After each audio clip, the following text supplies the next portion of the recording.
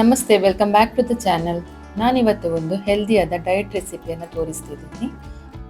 ನವಣೆ ಮತ್ತು ಕ್ಯಾಬೇಜಿಂದ ಒಂದು ಹೆಲ್ದಿಯಾದ ಉಪ್ಪಿಟ್ಟು ರೆಸಿಪಿಯನ್ನು ಮಾಡ್ತಾ ಇದ್ದೀನಿ. ನೀವಿನ್ನೂ ನನ್ನ ಚಾನಲ್ಗೆ ಸಬ್ಸ್ಕ್ರೈಬ್ ಆಗದೇ ಇದ್ದರೆ ದಯವಿಟ್ಟು ಸಬ್ಸ್ಕ್ರೈಬ್ ಆಗಿ. ನಾನು ಹಾಕುವಂಥ ಎಲ್ಲ ಹೊಸ ರೆಸಿಪಿಗಳನ್ನು ನೀವು ನೋಡ್ಬೋದು. ಮೊದಲಿಗೆ ಒಂದು ಅರ್ಧ ಕಪ್ಪಷ್ಟು ನವಣೆಯನ್ನು ನಾನು ಒಂದು ಬೌಲಿಗೆ ಹಾಕ್ಕೊಳ್ತಾ ಇದ್ದೀನಿ. ಇದು ಸೂಪರ್ ಮಾರ್ಕೆಟ್ ಅಥವಾ ದಿನಸಿ ಅಂಗಡಿಗಳಲ್ಲಿ ಈಸಿಯಲ್ಲಿ ಸಿಗುತ್ತೆ. ಇವಾಗ ಇದಕ್ಕೆ ಸ್ವಲ್ಪ ನೀರು ಹಾಕ್ಕೊಂಡು ಇದನ್ನು ಚೆನ್ನಾಗಿ ತೊಳ್ಕೋಬೇಕು. ಒಂದು 2 ರಿಂದ 3 ಸತಿ ಚೆನ್ನಾಗಿ ತೊಳಿಬೇಕು. ಇದನ್ನ ತೊಳೆದಿದ್ದಾದ್ಮೇಲೆ ನಾನಿಲ್ಲಿ ಒಂದು ಪಾತ್ರೆಗೆ 2 ಕಪ್ಪಷ್ಟು ನೀರು ಹಾಕೊಳ್ತಾ ಇದ್ದೀನಿ. ನವಣೆ ಬೇಯೋದಕ್ಕೆ ಸ್ವಲ್ಪ ಜಾಸ್ತಿ ನೀರು ಬೇಕಾಗುತ್ತೆ. ನಾವು ಎಷ್ಟು ನವಣೆ ತಗೊಂಡಿರ್ತೀವೋ ಅದರ ಡಬಲ್ ಅಷ್ಟು ನೀರು ತಗೋಬೇಕು. ಇವಾಗ ಇದನ್ನು ನಾನು ಒಲೆ ಮೇಲೆ ಕಾಯಕ್ಕಿಟ್ಟಿದ್ದೀನಿ. ನೀರು ಚೆನ್ನಾಗಿ ಬಾಯ್ಲ್ ಆಗಬೇಕು.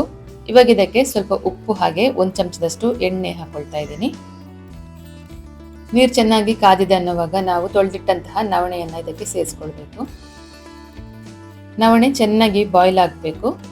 ಇವಾಗ ನೋಡಿ, ಇದು ಚೆನ್ನಾಗಿ ಕುದೀತಾ ಇದೆ. ಈ ಟೈಮಲ್ಲಿ ನಾವು ಉರಿಯನ್ನು ಕಂಪ್ಲೀಟ್ ಸ್ಲೋ ಮಾಡಿ ಒಂದು ಬಾಯಿ ಮುಚ್ಚಳನ ಮುಚ್ಚಿ ಇದನ್ನು 15 ನಿಮಿಷ ಸಿಮ್ಮಲ್ಲೇ ಬೇಯಿಸ್ಕೊಳ್ಬೇಕು.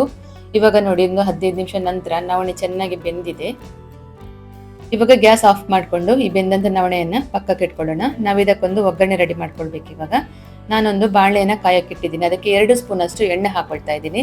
ಅದಕ್ಕೆ ಎಣ್ಣೆ ಕಾದ ನಂತರ ಸ್ವಲ್ಪ ಸಾಸಿವೆ ಹಾಗೆ ಸ್ವಲ್ಪ ಬೆಳ್ಳುಳ್ಳಿ ಹಾಗೆ ಹಸಿಮೆಣಸನ್ನು ಹಾಕೊಳ್ತಾ ಇದ್ದೀನಿ. 1 2 ರಿಂದ 3 ಬೆಳ್ಳುಳ್ಳಿಯನ್ನು ಚಿಕ್ಕದಾಗಿ ಚಾಪ್ ಮಾಡಿ ಹಾಕೊಳ್ತಾ ಇದ್ದೀನಿ. ಹಾಗೆ 1 ಹಸಿಮೆಣಸನ್ನು ಕಟ್ ಮಾಡಿ ಹಾಕೊಂಡಿದ್ದೀನಿ. ಬೆಳ್ಳುಳ್ಳಿ ಹಾಗೆ ಹಸಿಮೆಣಸು ಸ್ವಲ್ಪ ಕಾದ ನಂತರ ಇವಾಗ ಇದಕ್ಕೆ ನಾನು 1 ಕಟ್ ಮಾಡಿದಂಥ ಈರುಳ್ಳಿ ಸೇರಿಸ್ಕೊಳ್ತಾ ಇದ್ದೀನಿ. ಈರುಳ್ಳಿಯನ್ನು 1-2 ನಿಮಿಷ ಚೆನ್ನಾಗಿ ಫ್ರೈ ಮಾಡ್ಕೊಳ್ಬೇಕು. ಈರುಳ್ಳಿ ಒಂದು ಸ್ವಲ್ಪ ಕಲರ್ ಚೇಂಜ್ ಆಗ್ತಾ ಇದೆ ಅನ್ನೋವಾಗ 1 ತುರಿದಂತಹ ಕ್ಯಾರೆಟನ್ನು ಸೇರಿಸ್ಕೊಳ್ತಾ ಇದ್ದೀನಿ. ಕ್ಯಾರೆಟ್ ಒಂದು ಸ್ವಲ್ಪ ಬಾಡಬೇಕು ಒಗ್ಗರಣೆಯಲ್ಲಿ. ಈ ಟೈಮಲ್ಲಿ ನಾನು 1 ಕಪ್ಪಷ್ಟು ಕ್ಯಾಬೇಜ್ ಸೇರಿಸ್ಕೊಳ್ತಾ ಇದ್ದೀನಿ. ಹಾಗೆ ಒಂದು 1/4 ಟೀ ಸ್ಪೂನ್ ಅಷ್ಟು ಅರಿಶಿನ ಹಾಗೆ ಅರ್ಧ ಚಮಚದಷ್ಟು ಕಾಳು ಮೆಣಸಿನ ಪೌಡರ್ ಹಾಕೊಳ್ತಾ ಇದ್ದೀನಿ. ನಾವು ಹಸಿಮೆಣಸು ಕೂಡ ಹಾಕಿರೋದ್ರಿಂದ ಖಾರ ನೋಡಿಕೊಂಡು ಪೆಪ್ಪರ್ ಪೌಡರ್ ಹಾಕೋಬೇಕು. ಇವಾಗ ಇದನ್ನು ಚೆನ್ನಾಗಿ ಒಂದ್ಸರ್ತಿ ಮಿಕ್ಸ್ ಮಾಡಬೇಕು. ಇವಾಗ ಇದಕ್ಕೆ ಮುಚ್ಚಳನ ಮುಚ್ಚಿ ಬೇಯಿಸ್ಕೊಳ್ಬೇಕು. ಇದಕ್ಕೆ ನೀರು ಸೇರಿಸ್ಕೊಳ್ಬಾರ್ದು, ಹಾಗೆ ಇದು ಸಿಮ್ಮಲ್ಲೇ ಹವೆಯಲ್ಲೇ ಬೇಯಬೇಕು. ಇದನ್ನೊಂದು 5 ನಿಮಿಷ ಲೋ ಫ್ಲೇಮಲ್ಲಿ ಬೇಯಿಸ್ಕೊಳ್ಬೇಕು. ಮಿಡ್ಲಲ್ಲಿ ಒಂದ್ಸಲ ಬಾಯಿ ಮುಚ್ಚಳನ ತೆಗೆದು ಚೆಕ್ ಮಾಡಬೇಕು. ಮತ್ತೆ ಇದನ್ನು ಮುಚ್ಚಿ 1-2 ನಿಮಿಷ ಬೇಯಿಸ್ಕೊಳ್ಬೇಕು. ಇವಾಗ ನೋಡಿ, ಕ್ಯಾಬೇಜ್ ಚೆನ್ನಾಗಿ ಬೆಂದಿದೆ. ಕ್ಯಾಬೇಜ್ ಬೆಂದಾದ ನಂತರ ನಾವು ಬೇಯಿಸಿಟ್ಟಂತಹ ನವಣೆನ ಇದಕ್ಕೆ ಸೇರಿಸ್ಕೊಳ್ಬೇಕು. ನವಣೆಯನ್ನು ಸೇರಿಸ್ಕೊಂಡ ನಂತರ ಇದನ್ನು ಒಂದ್ಸಲ ಚೆನ್ನಾಗಿ ಮಿಕ್ಸ್ ಮಾಡಬೇಕು.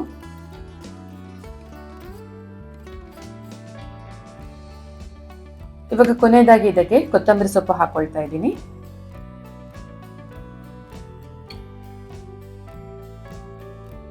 ಹಾಗೆ ಇದಕ್ಕೆ ಒಂದು ಅರ್ಧ ಹೋಳಷ್ಟು ನಿಂಬೆ ಹಣ್ಣನ್ನು ಸೇರಿಸ್ಕೊಳ್ತಾ ಇದ್ದೀನಿ. ಇವಾಗ ನೋಡಿ, ಹೆಲ್ದಿಯಾದಂತಹ ನವಣೆ ಮತ್ತು ಕ್ಯಾಬೇಜ್ ಉಪ್ಮಾ ರೆಡಿಯಾಗಿದೆ. ಇದನ್ನು ನೀವು ಬ್ರೇಕ್ಫಾಸ್ಟ್, ಲಂಚ್ ಅಥವಾ ಡಿನ್ನರ್ಗೆ ಕೂಡ ಮಾಡ್ಕೊಳ್ಬೋದು. ಟೇಸ್ಟ್ ಕೂಡ ಚೆನ್ನಾಗಿರುತ್ತೆ, ಹಾಗೆ ಹೆಲ್ದಿಯಾಗಿಯೂ ಇರುತ್ತೆ.